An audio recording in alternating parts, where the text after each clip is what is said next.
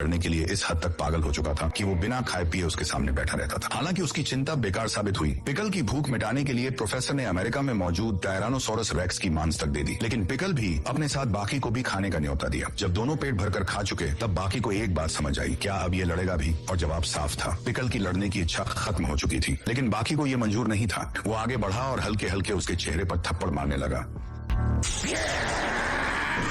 बाकी को कुछ करने की जरूरत नहीं पड़ी। उसने बहुत धीरे से उसके चेहरे पर मारा, पर यह प्यार से मारने की वजह से पिकल को इतना गुस्सा आ गया कि वो खुद को रोक नहीं पाया। और यही छोटी सी हरकत एक खतरनाक लड़ाई की शुरुआत बन गई। लेकिन अगले ही पल बाकी ने पिकल के चेहरे को छूकर जैसे माफी मांगी हो, और अगले ही पल बाकी एक जबरदस्त हाई किक मारकर पिकल को जमीन पर गिरा देता है। अब बाकी ने अपने हाथों पर बैंडेज बांधे, शर्ट उतारी और अपने असली फॉर्म में आ गया। अब उसने पिकल को संभलने का एक भी मौका नहीं दिया। एक के बाद एक अटैक, और पहली बार पिकल डर गया। वो पीछे हटने लगा, लेकिन अब बाकी रुकने वाला नहीं था। बाकी ने पिकल की गर्दन पकड़ ली और उसे कसकर जकड़ लिया। पिकल की सांस रुकने लगी। ये देखकर हर कोई डर गया, क्योंकि अब बाकी सच में उसे मारने वाला था। लेकिन पिकल कोई आम इंसान नहीं था। अचानक उसने पूरी ताकत लगाई और बाकी को पकड़कर हवा में उछाल दिया। फिर रेलिंग पकड़कर खुद को और ऊपर उठाया, और अगले ही पल दोनों नीचे। बहुत ऊपर है, अब ये रुकेंगे कैसे? ये 20 नहीं 30 मीटर ऊपर है। हम सीलिंग लाइट्स के कितने पास हैं? बाकी जमीन पर गिरते ही इतनी जोरदार टक्कर हुई कि धुएं का गुबार पूरे एरिना में फैल गया। लेकिन जब धुआं छंटा तो सब लोग हैरान रह गए। बाकी और पिकल दोनों ही मैदान के बीच में खड़े थे, जैसे कुछ हुआ ही ना हो। लेकिन सच्चाई कुछ और ही थी। पिकल धीरे धीरे बाकी की तरफ बढ़ रहा था, मगर बाकी बिल्कुल भी रिएक्ट नहीं कर रहा था। जैसे ही पिकल का हाथ उसे छूने वाला था, तभी बाकी अचानक होश में आया। इतनी ऊंचाई से गिरने के बाद उसके अंदरूनी अंग बुरी तरह हिल चुके थे। खून उसके मुंह तक आ चुका था, लेकिन उसने उसे निगल लिया। वो गिर सकता था, लेकिन एक योद्धा की इज्जत उसे गिरने नहीं दे रही। बाकी को सामने इस तरह देखकर पिकल भी हैरान रह गया। तभी वो घुटनों के बल बैठ गया, हाथ जोड़कर प्रार्थना करने लगा कि उसका दुश्मन फिर से खड़ा हो जाए। ये देखकर बाकी के अंदर गुस्सा भर गया। उसने तुरंत उसके हाथ झटक दिए। धरती का सबसे ताकतवर हाई स्कूलर किसी की दया कैसे सह सकता था? मेरे लिए दुआ मत करो।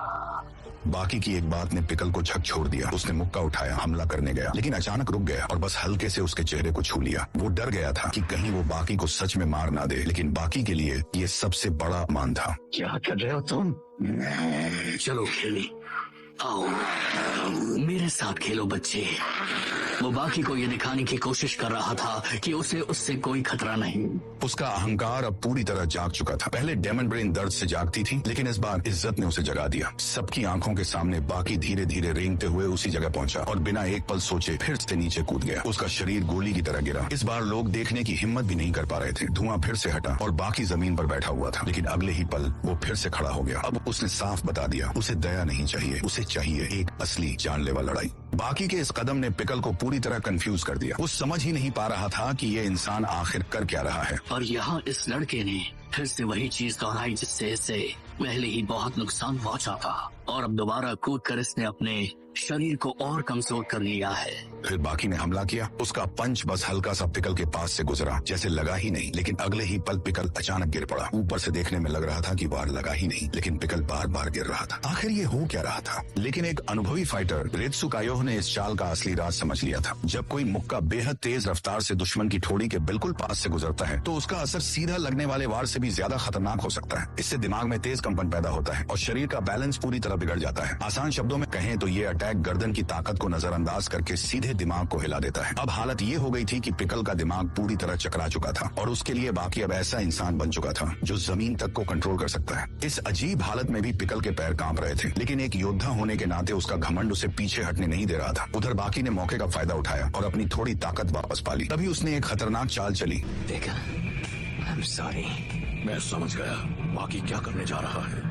माफ करना दोस्त, मैं कुछ बहुत ही बुरा करने जा रहा हूँ। उसने अपने पूरे शरीर को पूरी तरह ढीला छोड़ दिया, जैसे वो रबर का बना हो, और अपने हाथों को कोड़े की तरह चलाना शुरू कर दिया। अगले ही पल उसके वार पिकल की पीठ पर पड़े और वो दर्द से चीख उठा। इतनी मजबूत बॉडी होने के बावजूद उसे इतना दर्द कैसे हो रहा था? तब रेत्सुकायो ने बताया, हिप अटैक ऐसा वार है जो किसी भी डिफेंस को नजरअंदाज कर देता है। सामने वाला कितना भी ताकतवर क्यों ना हो, दर्द सबको बराबर होता है। अब हालत ये थी कि पिकल दर्द से बुरी तरह चिल्ला रहा था, और पहली बार उसने खुद को बचाने के लिए डिफेंसिव पोजीशन ले ली। लेकिन हमेशा डिफेंस में रहना भी सही नहीं होता, इसलिए उसने फिर से अटैक करने की तैयारी की। लेकिन उसे क्या पता था कि बाकी अभी रुका नहीं है, वो कुछ और बड़ा करने वाला है।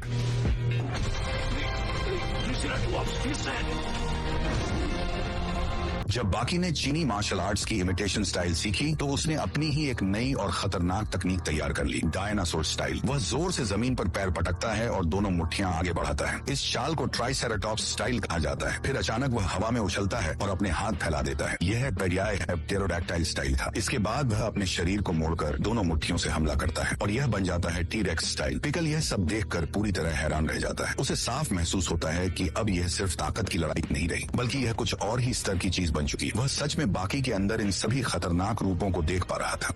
एक ही राक्षस में 3 जानलेवा जानवरों की शक्ति है और इनमें से हर जानवर एक राक्षस है और अपने जमाने में ये तीनों राक्षसों की ताकतों को आजमा चुका है। वह सच में बाकी के अंदर इन सभी खतरनाक रूपों को देख पा रहा था। उसके नजरिए में बाकी अब एक खतरनाक दैत्य बन चुका था, जिसमें टी-रेक्स, ट्राइसेराटॉप्स और टेरोडैक्टाइल तीनों की ताकत एक साथ मौजूद थी। और जैसे ही बाकी ने हमला किया, पिकल वहीं जड़ हो गया। जब उसके हाथ में दर्द महसूस हुआ तब भी उसे यकीन नहीं, क्योंकि उसे ऐसा लग रहा था जैसे सच में किसी टी-रेक्स ने काट लिया हो। लेकिन कुछ ही देर में पिकल संभल गया। गलती मत कर देना बाकी। उसने अपने पैरों को मोड़ा, ताकत इकट्ठा की और एक एथलीट की तरह तेजी से आगे बढ़ा। लेकिन हैरानी की बात यह थी कि बाकी ने इस जबरदस्त हमले के सामने खुद को रोका और सीधा मुकाबला करने का फैसला किया। बाकी ने बस हल्का सा अपना हाथ घुमाया और अगले ही पल पिकल हवा में उछल गया।